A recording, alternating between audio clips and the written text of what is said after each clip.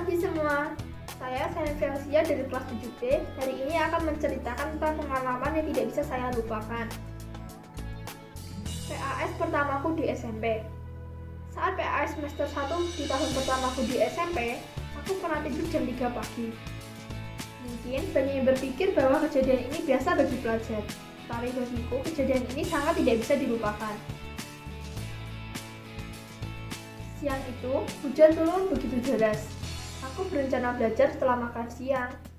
Tiba-tiba, air mengalir deras dari lantai atas dan segera membuat lantai 1 banjir. Banyak barang yang basah. Untungnya, barang-barang penting seperti buku dan barang elektronik tidak basah. Aku, saudaraku, mamaku, dan tanteku bergegas ke lantai atas setelah menyingkirkan barang di dekat tangga lantai 1. Kami bekerja sama membuang air dari teras lantai 2 keluar. Setelah hujan reda, kami baru tahu bahwa saluran pembuangan air di lantai 2 terlalu kecil, sehingga saluran itu akhirnya diperbesar. Karena terlalu capek, aku langsung tidur setelah mandi.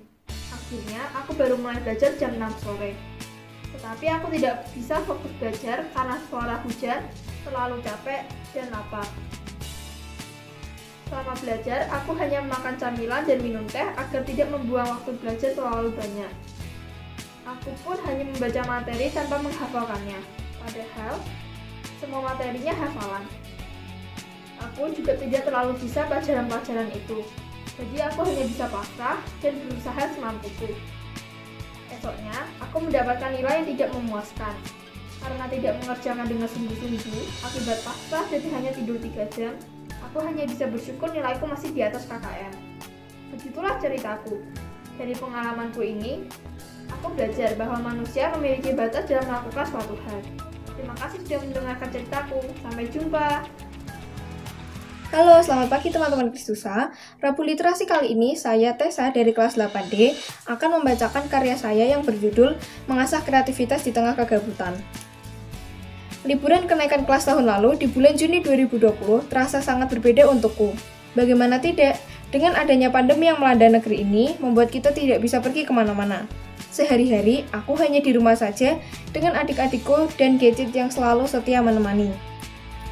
Suatu siang yang panas, Oka adikku memberitahu tentang menggambar animasi di sebuah aplikasi. Gambar ini biasanya digunakan untuk cover novel online.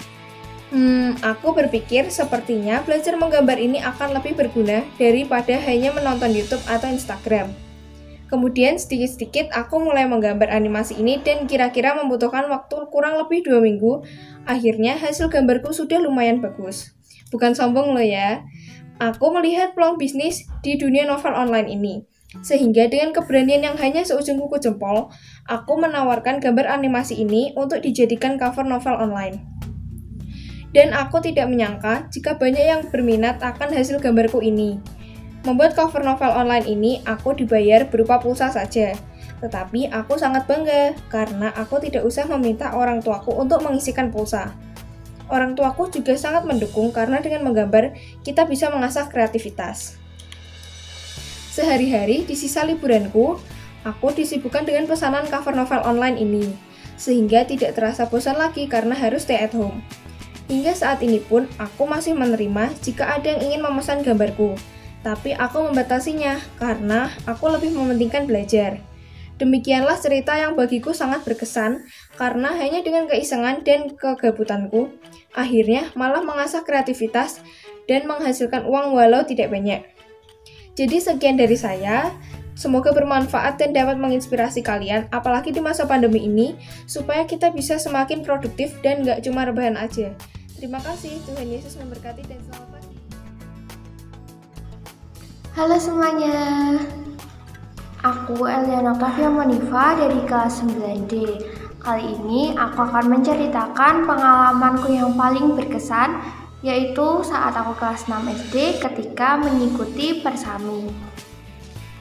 Saat kelas 6 SD, saat dimana aku mengikuti perkemahan pramuka pertamaku. Saat itu, aku dan reguku yang berasal dari SD yang sama mengikuti Persami atau perkemahan Sabtu Minggu tingkat kuartir ranting. Karena itu menjadi perkemahan pertama kami, Tentunya banyak persiapan yang harus kami lakukan. Kami harus memperdalam penguasaan kami dalam kepramukaan. Sebagian materi memang sudah ku ketahui dari Pesta Siaga, namun ternyata masih banyak materi yang menjadi hal baru bagiku.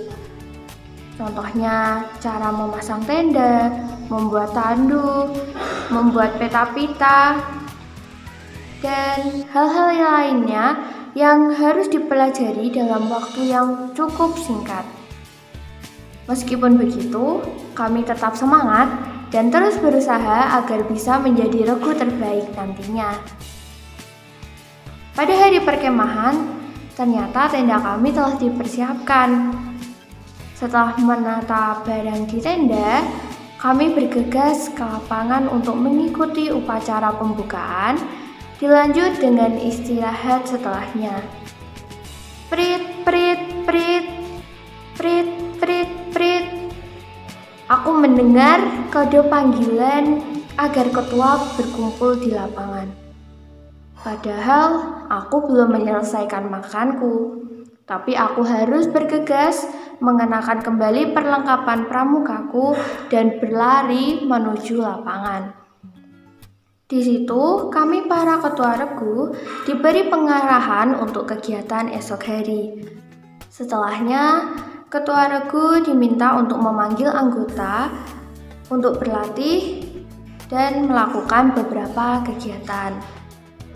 Malam harinya, kami semua kembali berkumpul di lapangan untuk mengikuti upacara api unggun.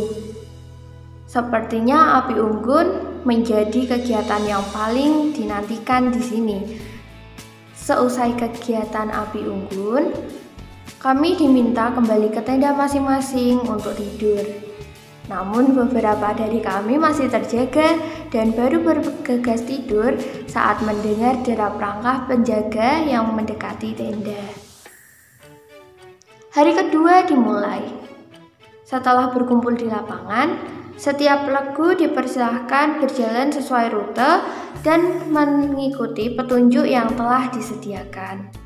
Sambil berjalan, ketua regu diharuskan membuat peta-pita dari rute yang diambilnya. Di beberapa titik akan ada pos-pos yang berisi tugas yang harus dikerjakan setiap regu.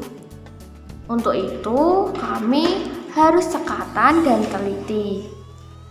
Saat memulai perjalanan, kami menemui berbagai medan yang jarang kami lewati, beserta suasana lingkungan yang masih cukup alami. Kami tidak lupa untuk berhenti di pos. Di sana sudah ada petugas yang akan memberikan tugas kepada setiap regu yang datang ke pos tersebut. Misalnya tugas tentang tanaman obat, baris berbaris, membuat tandu, morse, dan lain sebagainya. Sempat terjadi kegugupan di reguku dan sedikit kesulitan di beberapa pos. Namun, kami berhasil melewatinya. Di pos terakhir, mereka meminta peta-pita yang reguku buat. Awalnya aku sedikit ragu dengan peta-pita yang kubuat itu, namun reguku tetap optimis.